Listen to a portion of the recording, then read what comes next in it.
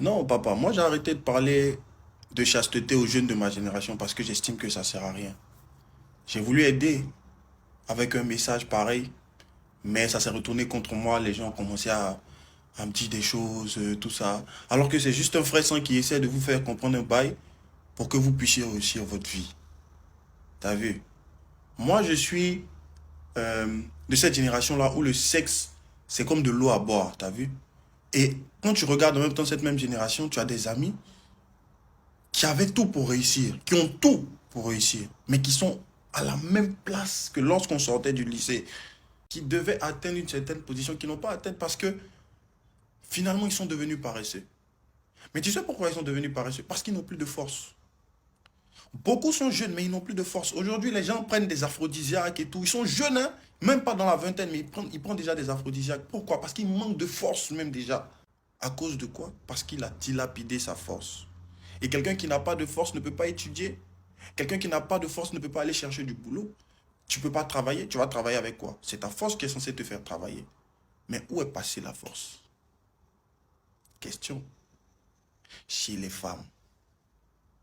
Où est passée la force? Chez les garçons. Parce qu'à chaque fois que tu fais des rapports sexuels et que tu arrives à la jouissance, papa, c'est la force qui te quitte. Après ça, après chaque rapport, tu es down, tu es couché, frère. Maintenant, toi, tu alignes 7 filles dans la semaine. Avec quelle force tu vas au travail? Avec quelle force tu développes des projets?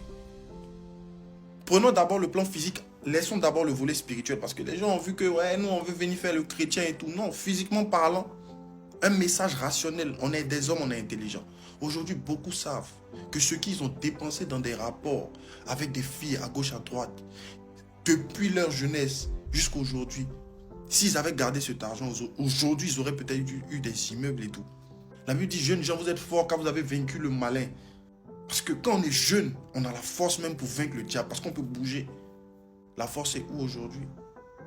Et ouais, mais tu as d'autres personnes qui vont se dire, ouais, mais même après les rapports, après avoir aligné toutes les filles là, j'ai de la force. Et bah si tu n'avais pas aligné, tu aurais eu plus de force, mon frère. Si Dieu t'a donné autant de force, c'est parce que tu as beaucoup de choses à accomplir.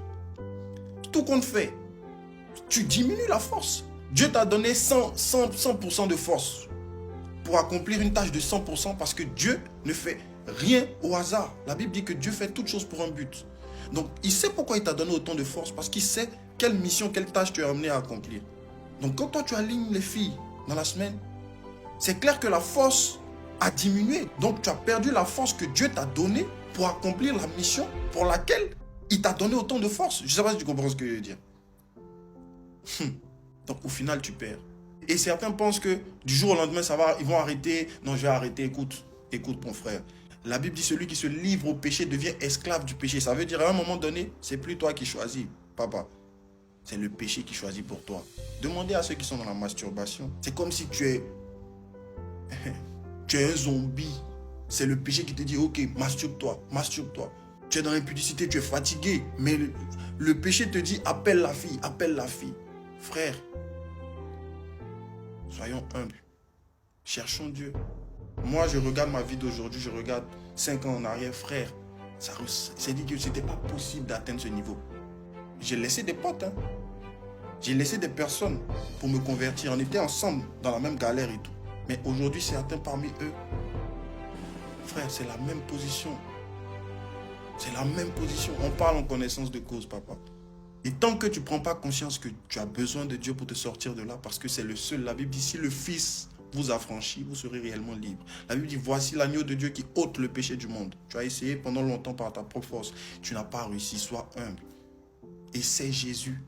Crie, dis Jésus, je veux sortir de là, aide-moi. Et autour de toi, fais des efforts pour couper tous les ponts avec les filles, avec les garçons, avec les sites que tu fréquentes. Parce que la Bible dit, si ton œil est une occasion de chute pour toi, arrache-le et jette-le loin de toi. Donc toi aussi, à ton niveau, coupe tout ce qui peut te faire chuter et concentre-toi sur la parole de Dieu. Concentre-toi sur la méditation. Concentre-toi sur le Saint-Esprit qui va te montrer le vrai but de ta vie et qui va te donner la force. La Bible dit, si nous confessons nos péchés, il est bon et fidèle pour nous les pardonner et nous purifier de toute iniquité. Ça veut dire tout ce que tu as fait, le Seigneur va te le redonner pour que tu puisses avoir un nouveau départ. Je te parle en connaissance de cause, mon pote.